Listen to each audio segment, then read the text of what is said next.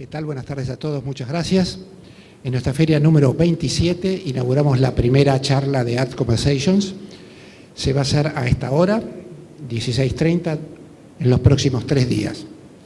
Hoy nos acompañan Marcelo Polvo y Laura Isola para hablarnos sobre las pasiones invertidas y los arrabales del arte. Muchas gracias por estar acá. Mañana tendremos charlas sobre las perspectivas de los 90 y el sábado una presentación de Eduardo Costa. Agradecemos al gobierno de la ciudad el apoyo que nos da para compartir con todos ustedes este auditorio. Muchas gracias. Adelante, chicos. Bueno, buenas tardes. Muchas gracias por la invitación, Marcelo, para estar acá. Gracias a vos. Voy a leer un textito breve y después vamos a seguir con conversación, no lectura. Pero me parecía mejor situar el problema o los tópicos con los que vamos a ir trabajando de esta manera. Pasiones invertidas, un recorrido por los arrabales del arte argentino. En el título de esta charla hay un acuerdo, un desacuerdo y un consenso. Esto será más o menos la modalidad de la conversación que vamos a tener con Marcelo. Modularemos esos tonos para ir dando cuenta del recorrido que nos proponemos. Nos conocemos hace tiempo, nos gusta charlar, nos tenemos cariño. Yo además admiro su trabajo y me ha suscitado algunos pensamientos que escribí en forma de reseñas y pequeños ensayos. Es decir, la manera en la que nos relacionamos están imbrincadas la emoción y la racionalidad. El acuerdo, para comenzar con ese orden, está en pasiones invertidas. Con esa fórmula nos sentimos cómodos para describir, caracterizar e incluso utilizar como términos teóricos, como herramientas de análisis, lo que Marcelo estuvo desarrollando desde 2008 con Nuevos Artistas del Litoral, por ejemplo, los cursos del Ditela, el Museo de Arte Argentino Regional, sus muestras, mi primera muestra en la Galería Whitcomb, hasta Rosario Remix en el Museo Castañino Macro de Rosario, y la sucursal que tienen para ver acá en Arteba, en el cabinet de la Galería Barro. Pues bien, cuando pensamos en pasiones invertidas, hay dos fuerzas que se ponen en tensión en esas palabras.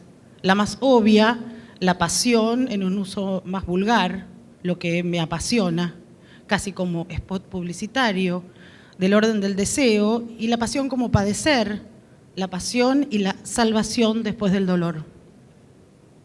La otra fuerza que presiona y puja por esa superficie es invertidas. Acá está el desvío necesario que restringe la significación tan por lo alto de pasiones, ya mermada por el uso del plural. Son muchas o varias las que están en juego y vamos a comentar en las imágenes que preparamos para este itinerario. Lo invertido, entonces, se traduce en el sintagma del reconocimiento. Es lo desviado, lo rengo, lo contrario sin la impronta de lucha. Es lo que se escurre y se tapa. Para que siga con su potencia disruptiva, cuando se lo descubre, no hay que venerarlo ni ponerlo en el lugar de lo que ocupa lo derecho, lo aceptado, lo canónico. Por el contrario, toda la literatura y las artes visuales, por mencionar estos dos ejemplos, que se han vindicado de ese modo, de ser olvidados y luego rescatados para organizar el canon, sufrieron la pérdida de su potencia creativa. Esa fórmula es la kriptonita del arte, los debilita hasta dejarlos exangües. El desacuerdo se prefigura en la palabra arrabales, sin embargo fue parte del consenso. La idea de esa periferia para pensar el arte argentino con una palabra tan de este imaginario, la connotación maleva de espacio menor como una pequeña literatura en una lengua mayor, tenía, como se deja escuchar, un tono borgiano, algo que Marcelo no quería de modo alguno. Los dos alabamos a Borges hasta quedar ahitos. Necesitamos usar arrabales, pero sin caer en esa operación, al menos de movida. Nos importaba la connotación que se le da a ese espacio indeterminado por la lejanía del centro, aunque próximo. Por eso quedó los arrabales del arte argentino, para contento de nuestras aspiraciones poéticas y de nuestras decisiones teóricas.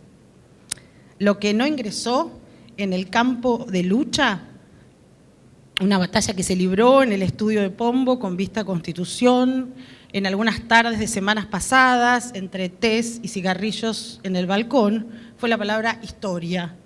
Nunca diremos arrabales de la historia del arte argentino, por pretencioso, por elevado, por imposible de aprender. Más precisamente porque no está en esta conversación la idea de hacer una nueva historia o de someter a la busca que emprendió Marcelo a un tratamiento de ese estilo. Por último, se nos vuelve a formar la oración. Pasiones invertidas, un recorrido por los arrabales del arte argentino. De eso hablaremos ahora mismo.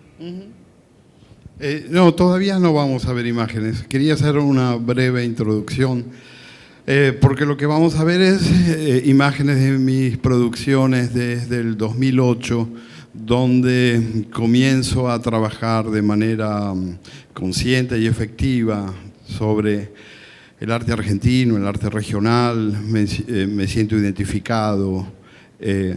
Pero el título de esta charla, Pasiones Invertidas, tiene que ver con el origen de mi trabajo también, ¿no? Que, por un lado, la pasión, como recién lo estaba definiendo Laura, es algo no elegido, padecido, algo irracional. No hay una voluntad revisionista o nacionalista. Es algo que me supera. Hablo desde algo irracional del corazón. Y por otro lado, lo invertido, que es una marca que está en mi trabajo desde el comienzo, cuando comencé haciendo cosas de decoraciones de cuarto de adolescente, las manualidades femeninas, las artesanías de un artesano de feria, y muchas otras cosas, o arte terapéutico. Todas estas cosas, ¿por qué son invertidas? Porque de alguna manera corresponden a lo que siempre me dictó el corazón, que es mi preferencia por las cosas débiles antes que fuertes, las cosas que otras... No sé qué más agregar a la lista, había pensado un montón. Las cosas populares antes que pobres, cultas, pobres antes que ricas, lujosas también, lujosas, etcétera, etcétera. Y en el 2008 lo que me ocurrió, que ahora en breve vamos a comenzar a ver, es...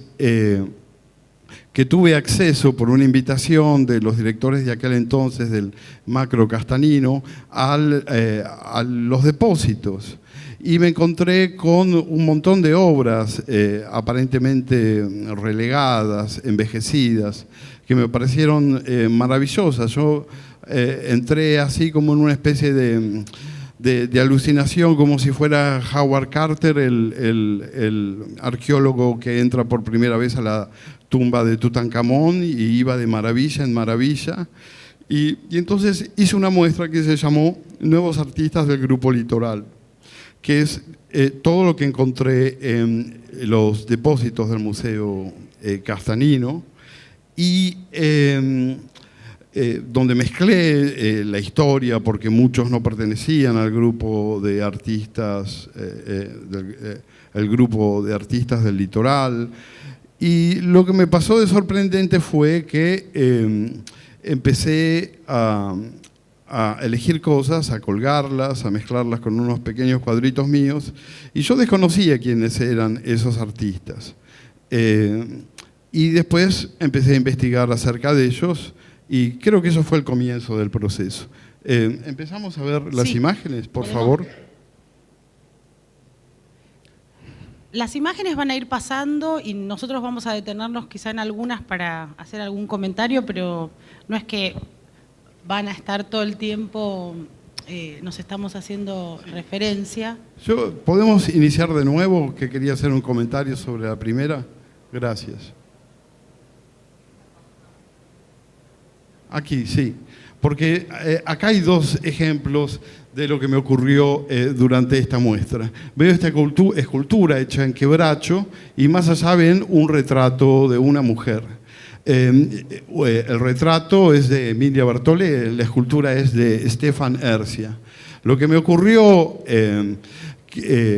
fue que me pongo a investigar y para mí eran unos autores así ignotos, por ahí marginales, y se trata de dos artistas que fueron famosos, reconocidos y celebrados, no solo en el medio local en Argentina, sino afuera. Stefan Erzia era un escultor joven ruso que vivía en París, lo llamaban el Rodin ruso, y fue descubierto por Marcelo T. Alvear en París e invitado a exponer en Argentina. Se quedó aquí e hizo innumerables esculturas que muchas están en patrimonios particulares y públicos. Emilia Bertollet nació en el Trébol, un pueblo cercano a Rosario, y fue en los años 20 una niña prodigio de la pintura argentina. Fue la primera que hizo un retrato oficial de Hipólito Yrigoyen, y a los 20 o 25 años era la retratista mimada por la sociedad porteña. Así me encontré con un montón de casos. Digamos, la primera sorpresa, ¿no? Uno encuentra cosas así de autores desconocidos y cree que efectivamente son marginales, autores secundarios. Bueno, darme cuenta que esto no era así. Y me enfrentó a un interrogante, ¿no? Sobre el arte argentino y todo lo que me sucedió durante esta muestra, que me llevó a investigar mucho sobre arte argentino. Después desembocó en un curso, esto fue en el 2008, en un curso que doy en el 2010 en el programa de artistas de la Universidad Di Tella, en ese entonces dirigido por Inés Katzenstein, donde de alguna manera el curso se llamaba Excursiones, era como visitas así por lo desconocido del arte argentino, pero de alguna manera me sirvió para enfrentar a los alumnos de este curso diciéndole, bueno, tal vez esto mismo que le sucedió a estos artistas nos suceda a todos nosotros, como si fuera una particularidad del arte argentino, ¿no? Esta especie de olvido, de pasaje. No, y me parece que acá un poco es el ejemplo este de no oponerle a un canon establecido un contracanon que lo va a reemplazar en todo caso, que lo estaría, digamos, estaría pugnando por entrar en ese lugar de privilegio, sino reconocer que hay otros circuitos que están alrededor, digamos, y funcionando de alguna manera en paralelo, como si fueran, no sé, los tiempos diferentes, ¿no? Que algo que pasa acá, pero que en otros espacios también se dan, y que hay premios, y hay circuitos, y hay reconocimientos. Y eso es lindo porque desarticula un poco la idea de centro-periferia, que es una idea un poco, digamos, maniquea o dual para pensar el arte, como si hubiera un centro y que por otra parte ese centro se conforma por un montón de variables que a veces, bueno, el mercado, por ejemplo, es una de las variables, los cursos, los reconocimientos. El relato modernista, que es, ¿no? Así como algo que prima, y un montón de experiencias, relatos, que fueron no necesariamente desconocidos o secundarios, van quedando con el paso del tiempo en las sombras. Claro, pero ¿qué hay vida ahí? Digo, lo lindo es pensar que no por estar en un depósito o no por no haber ingresado a esa al canon y a esa gran historia del arte, me parece que lo interesante del trabajo, y vos mencionabas la idea del arqueólogo, ¿no? Digo, el arqueólogo obviamente cuando descubre pone algo que faltaba en un lugar determinado, ¿no? Sí. Pero no es que porque descubrió la tumba de Tutankamón no sacás a la tumba que estaba, qué sé yo, no sé, alguien que sepa otro, Sí. otro egipcio y la pones en ese lugar y eso hace que ahora no se venere más o no se admire más eso sino lo otro, sino que me parece que es una buena idea pensarse desde esa disciplina para enmarcar el tipo de trabajo. Sí, ¿no? un arqueólogo va con ideas previas, mapas, investigaciones. No es mi caso. Mi caso como artista siempre fue la experiencia por delante de la conciencia. Entonces lo que me pasó como arqueólogo es que fui como un arqueólogo inconsciente, encontré un tesoro que desconocía y ahí me puse a estudiar e investigar. Y entonces, ¿querías hacer referencia o querés decir algo, Laura? No, el de que descubrió Troya no sabía que iba a descubrir Bueno, Troya. ese caso es una excepción. Qué bueno.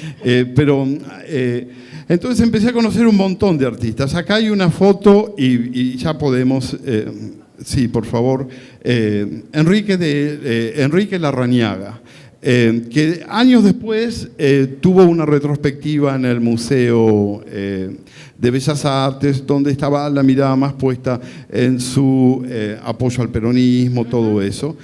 A mí conocerlo en aquel entonces me deslumbraron los payasos que hacía y le presenté a los alumnos del Ditela, de alguna manera, todos los avatares de la representación del payaso durante el siglo XX, que fue del payaso triste, el payaso perverso, también en los medios masivos de comunicación, ya van a ver más adelante Los Simpson o The Joker, El Guasón, las tres interpretaciones que tuvo en la saga de las películas de Batman.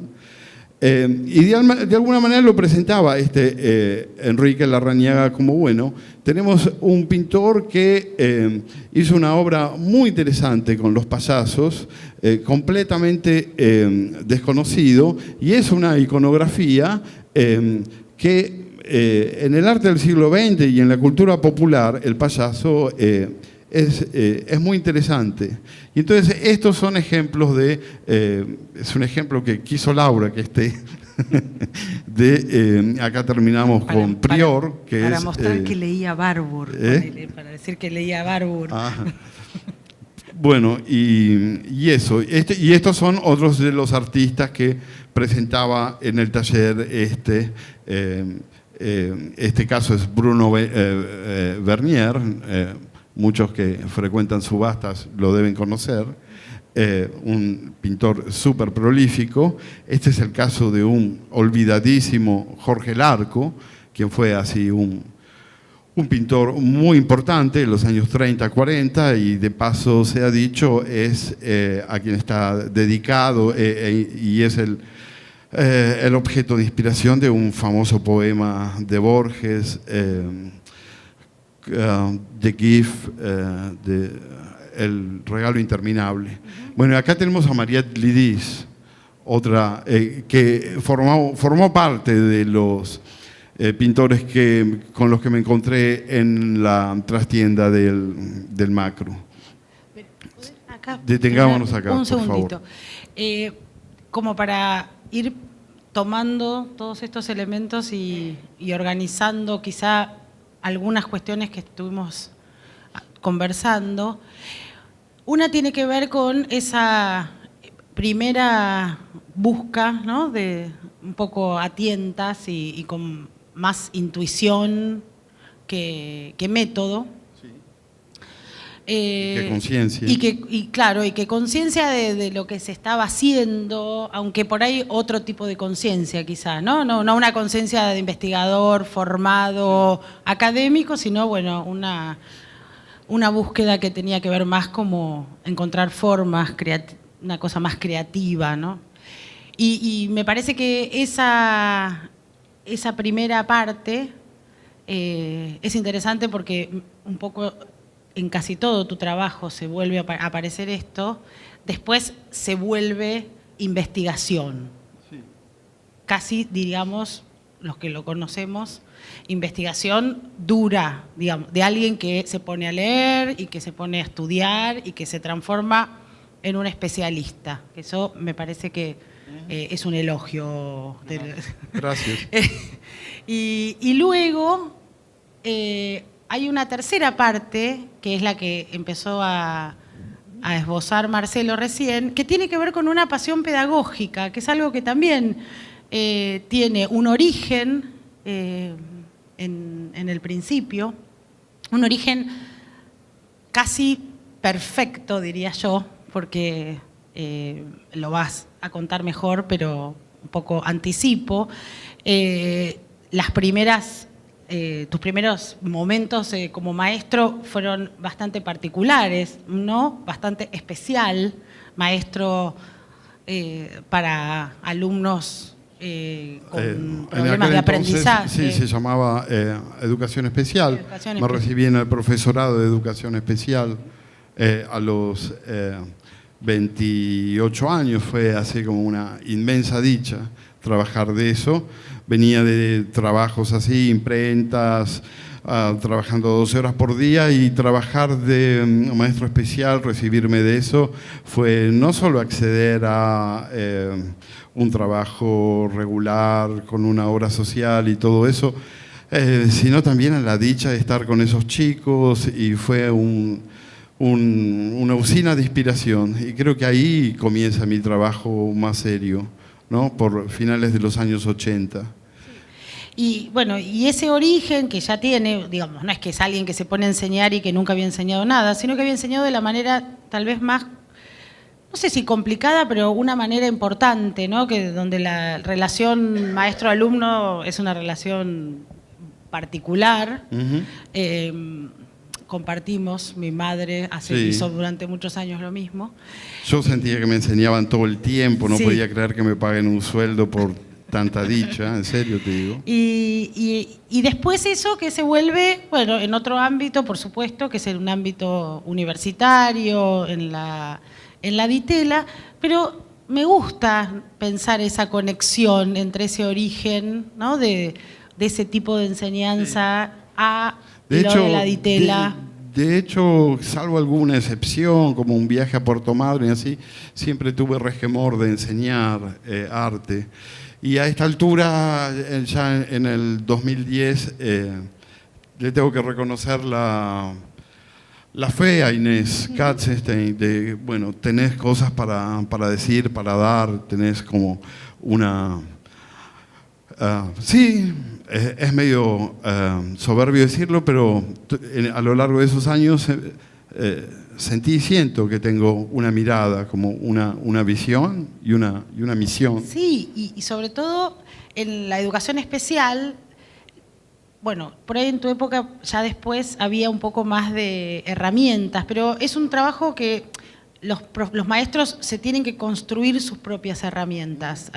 Porque son grados súper dispares, hay distintas problemáticas, o en la escuela pública, sobre todo en esos casos, no es que uno tiene solo chicos, no sé, con algún tipo de problema, sino que vos, y de hecho tuviste grados que tenían distintas problemáticas. Entonces es algo también que la pedagogía es creativa, se tiene que construir. Me gustaba pensar esas dos instancias, porque también para enseñar en la Ditela, él se construye un modelo de enseñanza. No es que va a ir a enseñar arte argentino tradicional o demás, sino... un taller. Un taller, algo así me ocurrió con esta imagen que estamos viendo. Y esto que me gustaría contar claro, más o menos. Esta experiencia forma parte un poco de como ejemplo de esto que estoy tratando de decir. Esta es la estatua como se encontraba. Es una escultura de Agustín Riganelli, artista del grupo Boedo. Está emplazada en una plazoleta muy melancólica y muy hermosa del barrio de Boedo. Y Roberto Arlt tiene una famosa aguafuerte donde protesta porque habían puesto a Florencio Sánchez, que es el retratado, en esa plazoletita. Paremos un poquito. Parece ser que en los años 60 que hubo una revalorización de los textos de Roberto Arlt. Algunos dicen, hagámosle caso a esta aguafuerte escrita en los años 30, y lo llevaron a la calle Corrientes y no funcionó ahí, lo volvieron a su emplazamiento original, y me encuentro con que estaba completamente abandonado. No sé si recuerdan la primera foto lleno de telarañas. Entonces voy en una de las excursiones con los chicos, gracias, del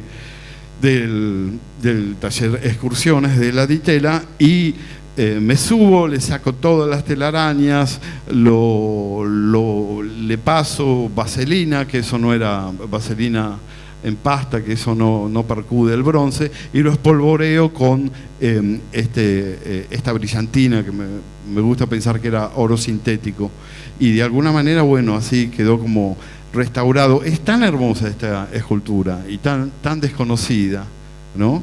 Bueno, así es como quedó el Florencio Sánchez de Agustín Riganelli. Esto es otra experiencia dentro del taller de la UTDT.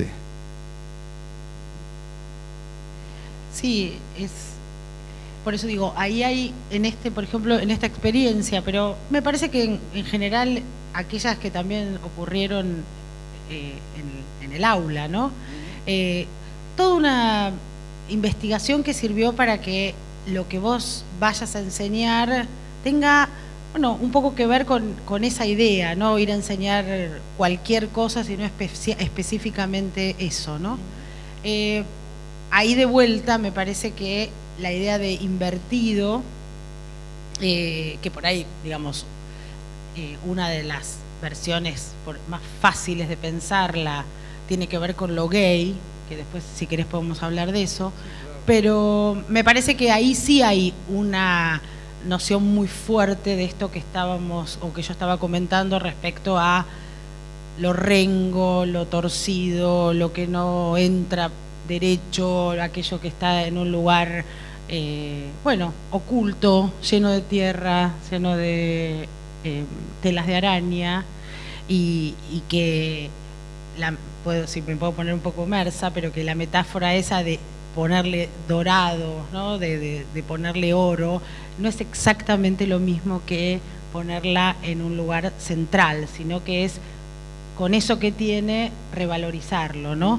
Y me parece que ese proceso de inversión, que no es tan, digamos, no es tan claro en términos de dar vuelta una cosa y ponerla en un lugar, sino que hay distintas estrategias. Esta es una, ¿no? Sí, creo que una de mis estrategias más comunes de esta inversión se da en mi pasión por la cultura popular, pero al mismo tiempo mi desagrado de los atributos en los que por lo general viene adosada la cultura popular. Uno de ellos es la denuncia, ¿no? La denuncia, la queja, la cosa pobre, patética, o la reivindicación. Esto tiene que cambiar. Eso no me sucedió nunca, más bien me impuse presentar a la cultura popular, pero como una fuente de alegría, de empoderamiento, de sentidos invertidos, ¿no? Y bueno, ahora lo que estamos viendo es, después de estos dos cursos que di en la UTDT, había investigado tanto para presentar clases y descubría, mientras preparaba nuevos artistas así, que me puse a hacer un museo virtual que se llama en el 2012 el MAR, Museo Argentino de Arte Regional, donde empecé a intervenir con Photoshop y a buscar en la web imágenes y todo eso. Esto es un cuadro que vale millones de dólares, de una gran artista soviética en aquel entonces, Natalia Goncharova, que yo la ubiqué dentro de un marquito de una casa de cosas viejas de Buenos Aires. y acá hay una operación inversa, que es una gran pintora de los años 50, paraguaya, Olga Blinder, que la coloqué en una foto de un remate de Sotheby's, por ejemplo.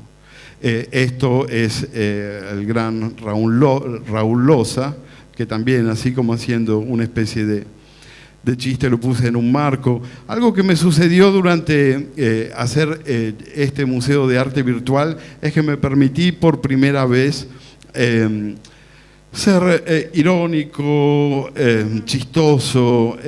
Siempre tuve un tabú en mi trabajo con eso, ¿no? Como siempre me desagradó esa cosa del artista argentino o el intelectual canchero que se puede reír de todo y siempre me gusta así presentar lo mío como con los atributos de algo puro, porque de hecho creí en eso, digamos, sí. Y acá es otro trabajo donde también hay una operación con la literatura y todo eso, ¿no? Dale, ahora. Se llama algo así como El cuarto de la pensión de Silvio Astier, que es el personaje de El juguete rabioso, y que es en la literatura argentina la primera vez que aparece un homosexual. Silvio Astier es el muchachito que pasa la noche en la pensión, se encuentra con un homosexual, un invertido, creo que dice hecho, sí. en la novelita, El juguete rabioso, y le dice, y creo que le pega, le dice, rajá de acá. Esto es un cuadro de un pintor ruso, presoviético, Solomonov, algo así, al que yo hice todo una cosa en Photoshop para que parezca como el homosexual, o no, Silvio Astier diciéndole al homosexual del juguete rabioso, o dame plata o vení, de alguna manera, o invitando, ¿no?, a tener algo. Sí. ¿Cómo?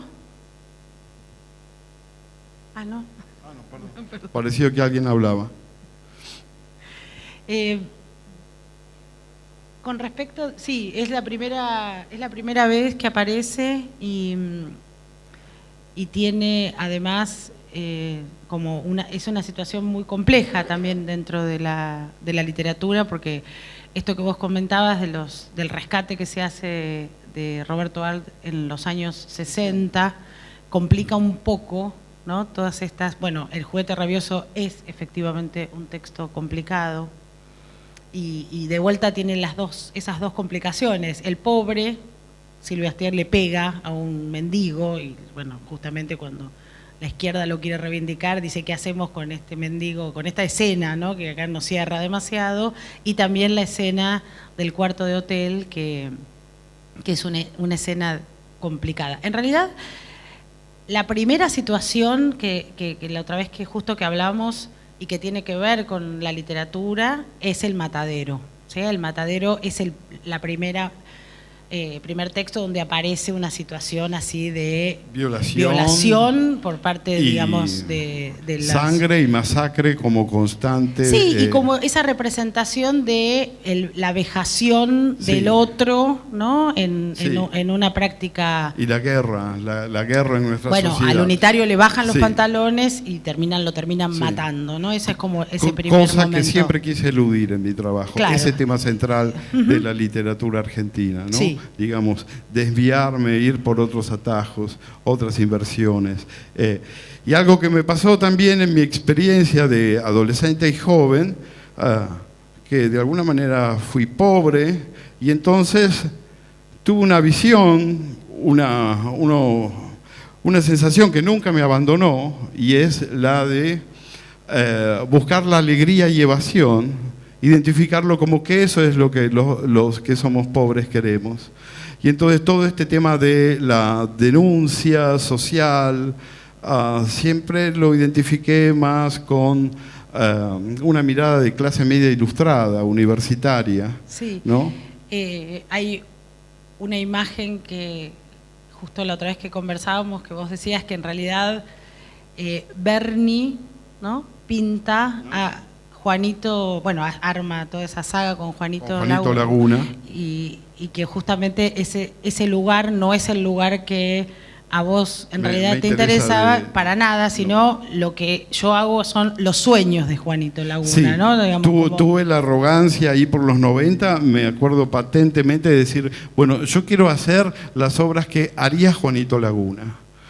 Digamos, buscar cosas tiernas, modestas, alegres, decorar mi ranchito, no mostrar la miseria, no denunciar, ponerme desde otro lugar.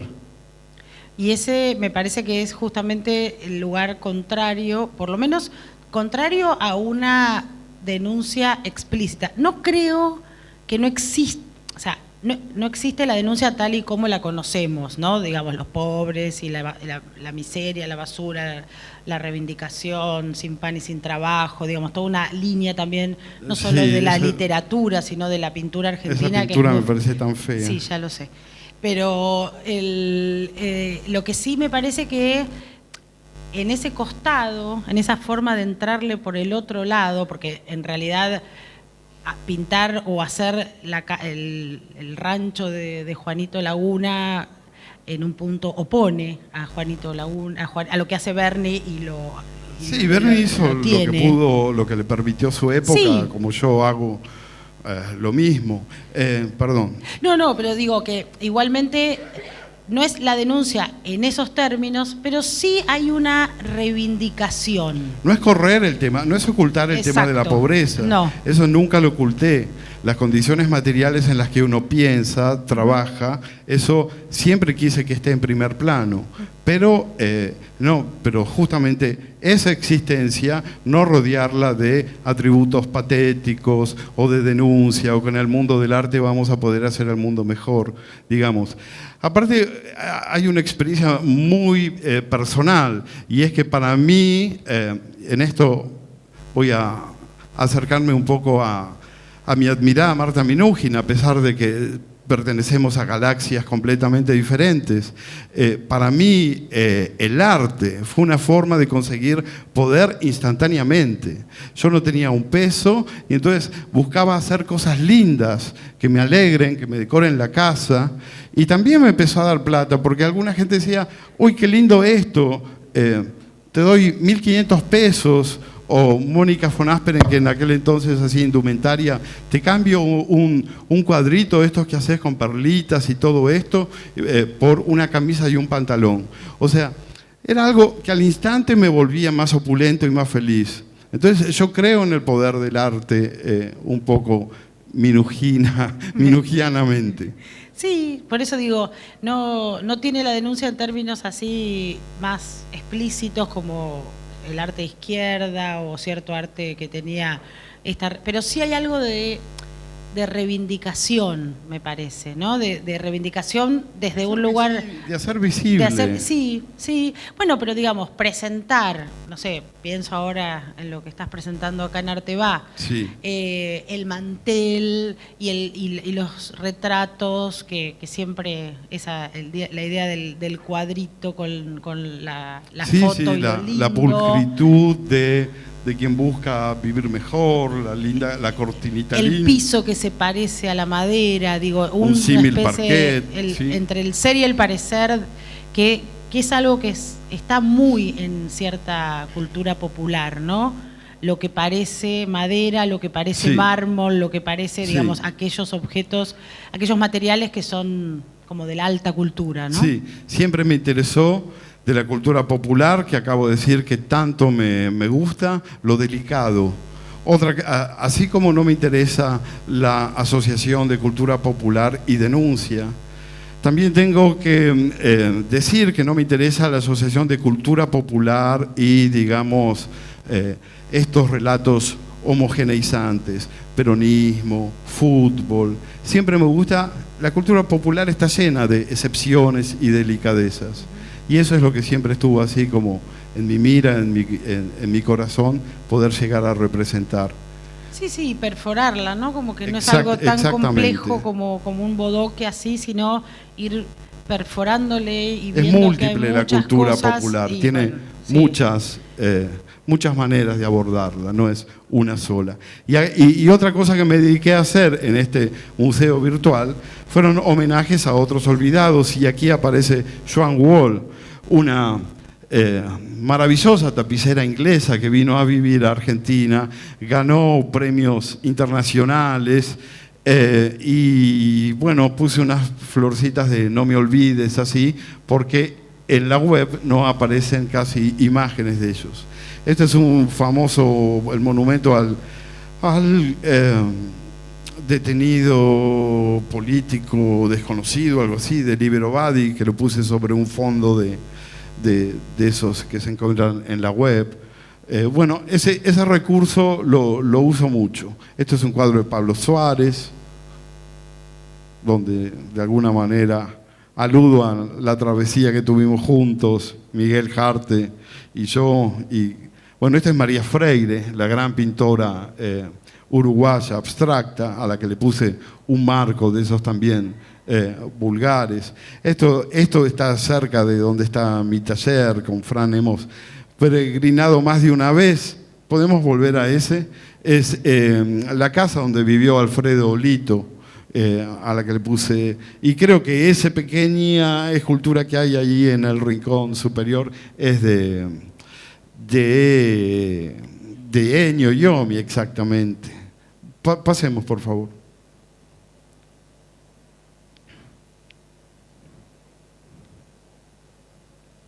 No, y lo que yo pensaba, digo, en estas, bueno, sustracciones de lugares y cambios y apropiaciones, que son justamente cambiarle el marco, ponerle unas flores, ¿no? Meterse en la obra de los otros.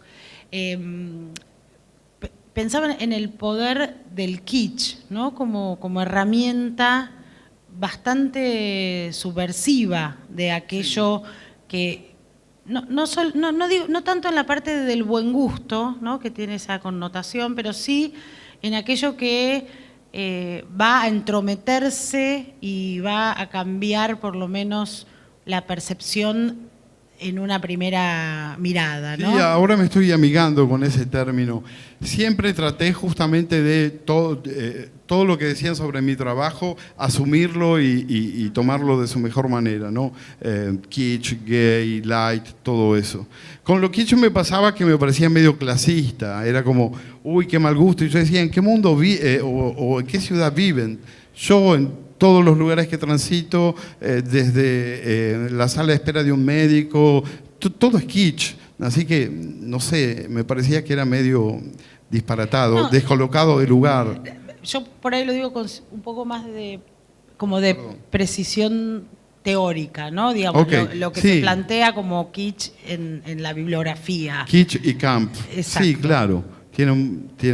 Son una caja de herramientas. Sí. Este se llama el artesano Loza, alguien tan austero, ¿no? y rígido y gran artista, sin duda, ¿no? Es un homenaje, no una crítica a Loza. Bueno, ahí puse mis perlitas, mi mundo artesano. Perdón, Laura. No, lo que, digamos, pasando un poco siguiendo con estas etapas, más o menos, creo que se nos está armando una cronología. Sí, al final decimos. En este momento me parece que esos dos mundos se empiezan a unir un poco más en términos de creación de obras, ¿no? Digamos, por un lado, el rescate de todo, no es que vos rescatás a Loza, pero digo, toda esa operación respecto del arte argentino, la intervención en el museo, en esa construcción imaginaria de un museo a tu imagen y semejanza, ¿no? Digamos, algo como muy, muy hermoso y muy caprichoso, como los caprichos que son... Sí, de eso se trata, de que siga viva esa tradición, claro. ¿no? De mezclarla y adulterarla. Y después me parece que acá ya hay una reunión, ¿no? Un poco no quiero usar la palabra consciente, porque no es que lo otro no lo haya sido, pero yo fui más inconsciente antes y acá aparece realmente mi conciencia de ser un artista argentino, de Buenos Aires. Exacto. Y todo lo que vengo contando hasta ahora me condujo a esto, ¿no? Toda esta experiencia. Y en esta experiencia, que es la muestra, ¿no?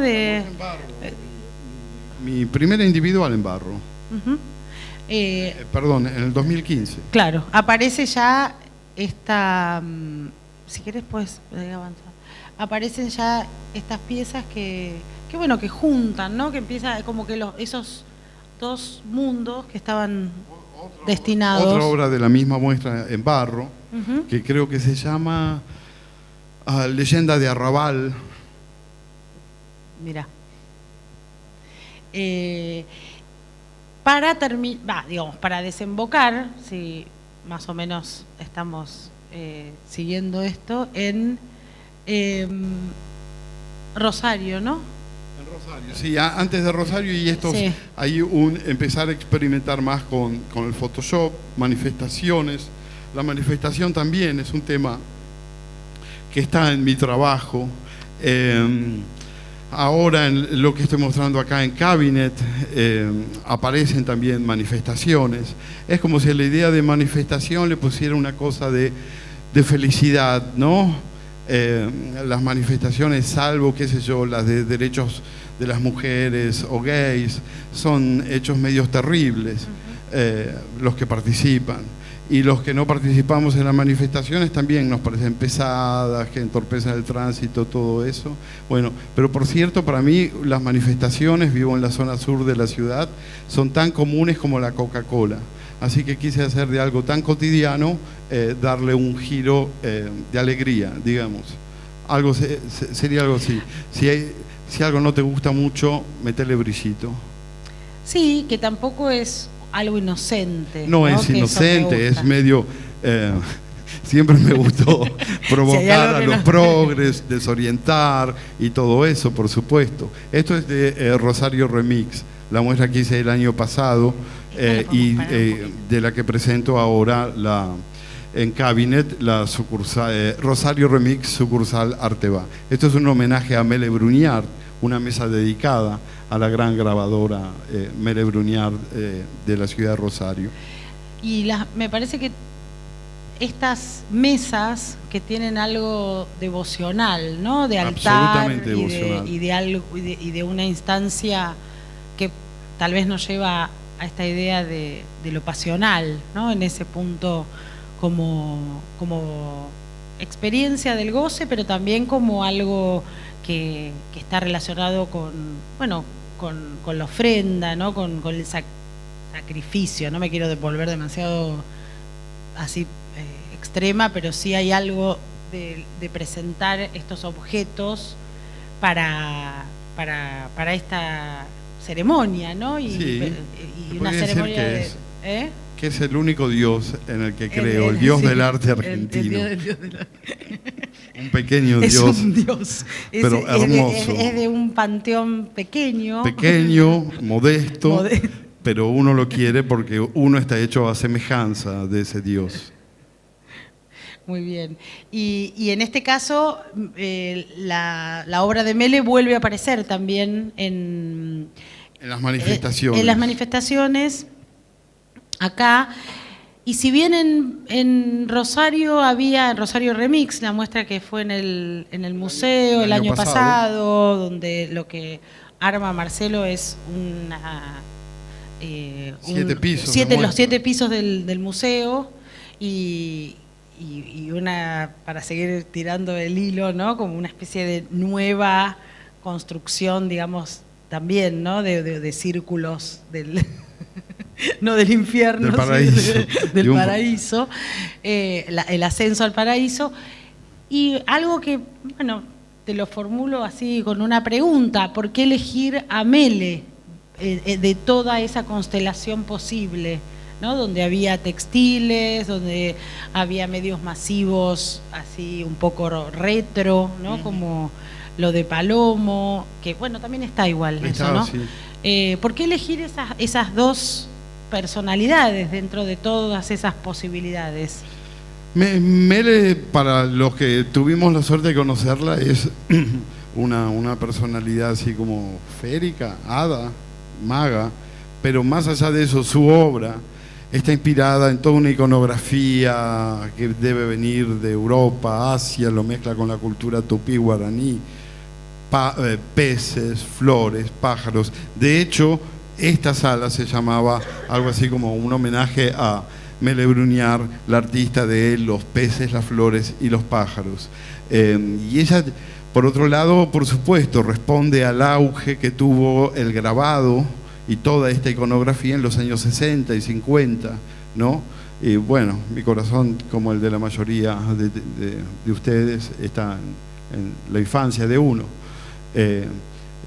Creo que no hay más que decir acerca de por qué me gusta tanto Mele. Y además porque también sirve o te sirve para unir esas dos situaciones, ¿no? Me parece que es un artista, por otro lado, sí, principal, una señora de 90 años al borde de la demencia senil, con una obra muy profusa y casi desconocida, y que, digamos, para lo que tendría que ser, no tiene una gran cotización.